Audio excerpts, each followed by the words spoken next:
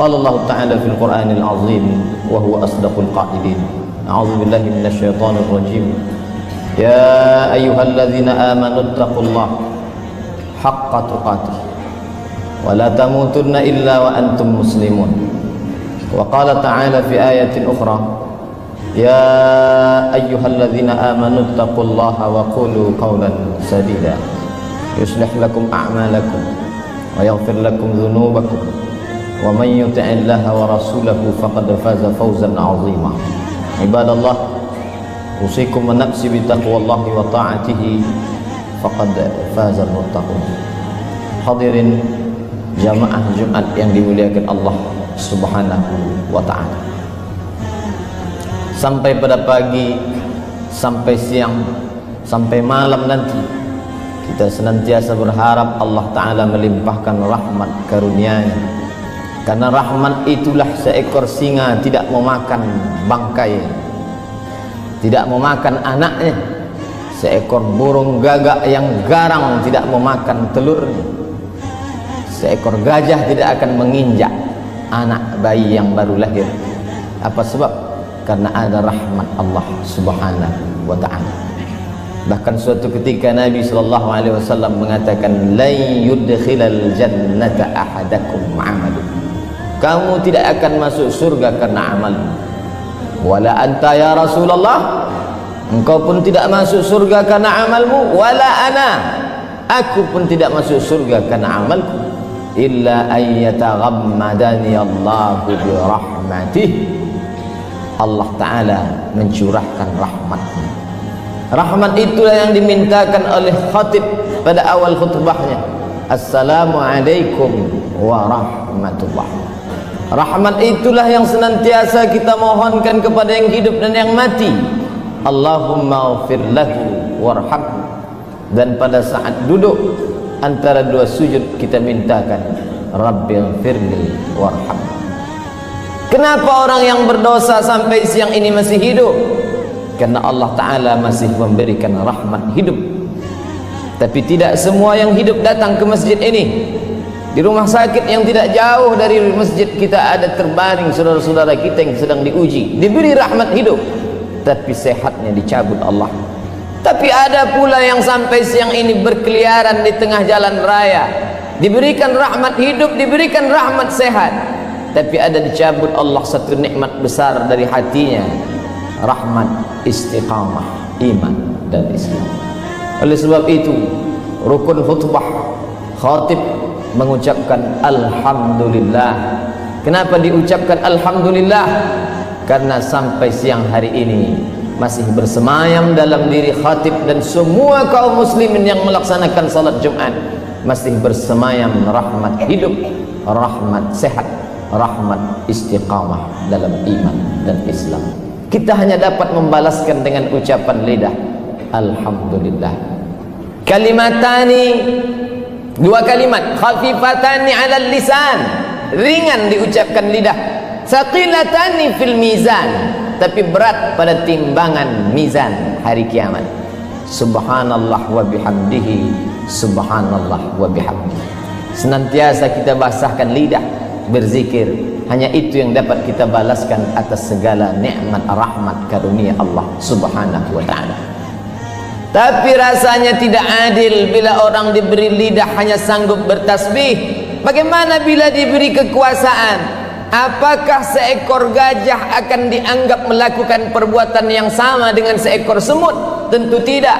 Makin besar nikmat rahmat yang dicurahkan Allah, maka makin besarlah tuntutan Allah terhadap diri kita. Bagi fakir miskin, orang yang sakit, dia cukup mengucapkan alhamdulillah. Tapi bagi orang yang punya kekuasaan, dia mesti bersyukur dengan kekuasaan yang dipinjamkan Allah Ta'ala kepada dirinya. Kekuasaan yang engkau terima bukanlah hadiah. Kekuasaan yang engkau terima bukanlah suatu kemuliaan, tapi dia adalah tanggung jawab di hadapan Allah Subhanahu wa ta'ala. Kita ingin melihat dalam sejarah sebelum Islam, sebelum Nabi Muhammad sallallahu alaihi wasallam datang, bagaimana orang-orang yang bukan beragama Islam menggunakan kekuasaannya untuk menolong agamanya.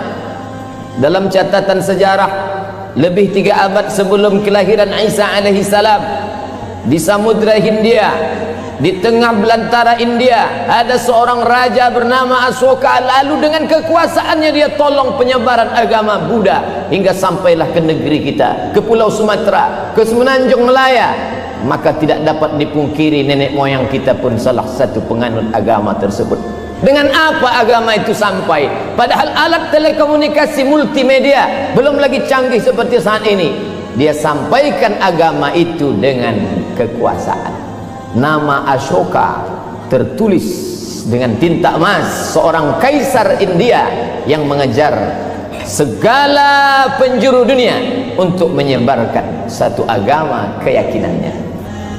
Abad ketiga memasuki awal abad keempat Masehi, seorang kaisar Romawi bernama Konstantin ingin memuliakan namanya. Dia buat nama kota menjadi nama dirinya, Konstantinopel.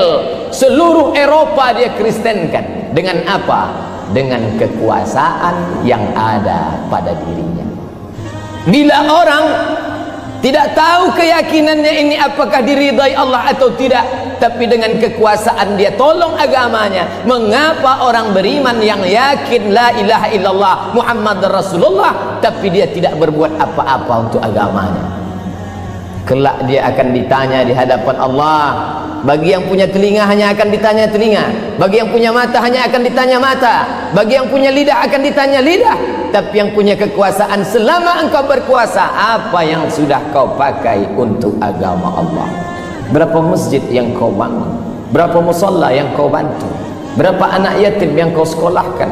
Berapa perda peraturan daerah yang berbau syariah yang dapat engkau lahirkan? Karena permasalahan problematika umat tidak selesai dengan khutbah Jumat.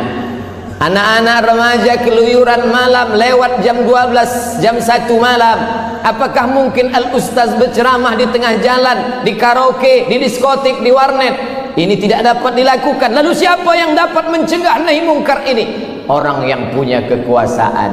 Maka dengan peraturan daerah, kepalanya diisi dengan hukum, dia ahli hukum, tapi hatinya senantiasa berzikir la ilaha illallah Muhammad Rasulullah. Orang Islam tidak dinilai karena kesolehan pribadi. Soleh secara pribadi, rajin puasa Senin Kamis, rajin sholat Jumat, hanya untuk pribadi saja. Ayyahdiyallahu bika rajulan wahidan, satu orang dapat hidayah karenamu, khairum min humurin ni'am, lebih baik daripada engkau memiliki seekor unta yang merah. Unta merah adalah harta kebanggaan orang kafir musyrik jahiliyah. Engkau memiliki seekor unta yang merah, kau sangka kau sudah punya dunia dan seisinya. Bukan itu kata Nabi. Satu orang dapat hidayah karenamu, engkau lahirkan peraturan-peraturan yang dapat menjaga umat, yang dapat membuat mereka jauh dari yang mungkar. Khairum min humurin ni'am, lebih baik daripada engkau memiliki harta yang berlimpah ruah. Muslimin jamaah Jumat yang dimuliakan Allah Subhanahu wa ta'ala, maka mari kita renungkan. Mungkin ketika mendengar kalimat-kalimat ini, di antara kita terlintas dalam pikirannya, aku bukan penguasa, aku tidak punya kekuasaan. Memang benar. Bukankah kita berkuasa di kantor yang kita diamanahkan untuk memimpinnya? Bukankah kita berkuasa di perusahaan yang kita diamanahkan Allah menjadi direkturnya? Bukankah kita berkuasa di tengah keluarga kita? Paling tidak kita semua adalah kepala keluarga, dan kita berkuasa kepada anak istri. Ya ayyuhalladzina amanu, hai orang beriman, qu anfusakum, jaga dirimu, wa ahlikum, orang-orang yang berada di bawah kekuasaanmu, nara, dari api neraka. Seorang pemimpin tidak dapat mengatakan yang penting aku selamat, yang penting saya salat, yang penting saya puasa, masalah anak buah saya bukan urusan saya. Kita kan sudah dewasa, urusan pribadi urus masing-masing, hubungan dengan Tuhan adalah hubungan individual. Ini kalimat orang-orang sekuler yang memisahkan diri dengan agama, yang memisahkan kenegaraan dengan agama. Dalam Islam kita diajarkan dari sejak mulai bangun tidur, buka mata sampai tutup mata harus berdasarkan ajaran Islam. Ya ayyuhalladzina amanu, wahai orang-orang beriman, udkhulu, masuklah kamu fi silmi, dalam Islam, kafah, secara keseluruhan. Salahkah bila orang sudah tidak punya kekuasaan lalu rajin ke masjid, rajin berinfak sedekah? Tidak salah, baik. Dia ingin menutup usianya dengan husnul khatimah, amat sangat baik. Tapi alangkah amat teramat sangat baik bila kekuasaan itu ada dalam genggaman tangan, itulah yang dipakai untuk menolong agama Allah Subhanahu wa ta'ala. Jamaah Jumat yang dimuliakan Allah, ketika Allah Subhanahu wa ta'ala menitipkan suatu rahmat kepada diri kita, nanti dia akan tanya itu, innas sam'a, pendengaran, wal basar, penglihatan, wal fuad, hati, kullu ulaika kana anhu mas'ula, semua akan disoal, semua akan ditanya, semua akan diminta pertanggungjawaban di hadapan Allah Subhanahu wa ta'ala. Mungkin kita tidak punya kuasa, tapi ada rahmat harta yang dititipkan Allah, maka harta itu juga bukan hadiah. Harta adalah tanggung jawab dan amanah. Sebesar apa harta itu sudah kita buat untuk menolong agama Allah Subhanahu wa ta'ala. Syekh Muhammad Al-Ghazali, guru dari Syekh Yusuf Al-Qaradawi, menyebutkan dalam salah satu kitab tulisannya bahwa orang Perancis berinfak dalam tanda kutip, menghabiskan hartanya 150 ton emas untuk merubah agama kaum muslimin yang ada di Afrika Utara, Tunisia, Aljazair, Maroko. Khatib menyaksikan sendiri katedral besar tegak berdiri, menaranya mencakar langit di tengah kota Rabat, ibu kota Maroko. Padahal tidak seorang pun orang Maghribi yang berubah keyakinan. Mereka sudah siapkan harta begitu banyak. Orang-orang Itali tidak mau menuliskan agama dalam IC, identity card, kartu tanda pengenal. Apa sebab? Apa kronologis orang Itali tidak mau menuliskan agama di kartu tanda penduduknya? Karena bila ditulis agama, maka otomatis gajinya akan dipotong 10% oleh agama. Apa maknanya? Ada kewajiban memberikan 10% dari pendapatan untuk agama. Islam, pernahkah gaji kita dipotong langsung 10%? Kalaupun ada kabupaten, kota, Pemda yang memotong 2,5%, itu pun zakat. Tapi 10% terlalu banyak. Yang 2,5% pun banyak yang mengeluarkan sumpah serapah. Saya mau berzakat, itu terserah saya. Saya mau bersedekah, itu hubungan pribadi saya dengan Tuhan. Kenapa mesti diatur-atur? Kenapa mesti diurus-urus? Ternyata orang Eropa yang sekuler, yang katanya kafir, yang katanya sosialis, yang katanya komunis, mereka masih memotong potongan atas dengan potongan yang luar biasa. Jamaah Jumat yang dimuliakan Allah Subhanahu wa ta'ala, maka kita perlu berpikir sejenak. Agama Allah ini dulu pernah kuat. Kenapa? Dia ditopang dengan tiang-tiang yang kokoh, tiang kekuasaan, tiang ekonomi, tiang ilmu pengetahuan. Maka kita akan bangkitkan lagi agama ini. Sulitkah bagi Allah Ta'ala menolong agamanya? Allah Maha Besar. Innama amruhu idza arada syai'an ayyakula lahu kun fayakun wa huwa ala kulli syai'in qadir. Dia Maha Kuasa atas segala sesuatu. Lalu kenapa kita perlu menolong agama ini? Bukankah dia Maha Kuasa? Bukankah dia Al-Aziz, Al-Jabbar, Al-Mutakabbir, Zul Jalali wal Ikram? Kenapa makhluk yang lemah ini disuruh untuk menolong agamanya? Dia katakan dalam kitab sucinya, in tansurullah, kalau engkau tolong agama Allah, yang surkum, dia akan menolong kamu. Dia bukan tidak sanggup untuk menolong agamanya. Dia Maha Kuasa untuk membolak-balikkan dunia ini, tapi dia ingin menguji hamba-hambanya. Hambaku yang kutitipkan kekuasaan, sudikah engkau kuuji dengan kekuasaan? Banyak orang menganggap menjadi miskin itu ujian, menjadi rakyat jelata tidak punya kuasa. Oh, kasihannya si fakir miskin, dia sedang diuji. Tapi banyak yang tidak sadar bahwa kekuasaan adalah ujian, bahwa harta adalah ujian. Banyak yang lulus dengan kemiskinan, banyak yang lulus dengan kesusahan, Tapi ketika diuji dengan harta benda dan kekuasaan, disitulah dia lupa kepada Allah Subhanahu wa ta'ala. Padahal semua ini tak lain tak bukan adalah ujian.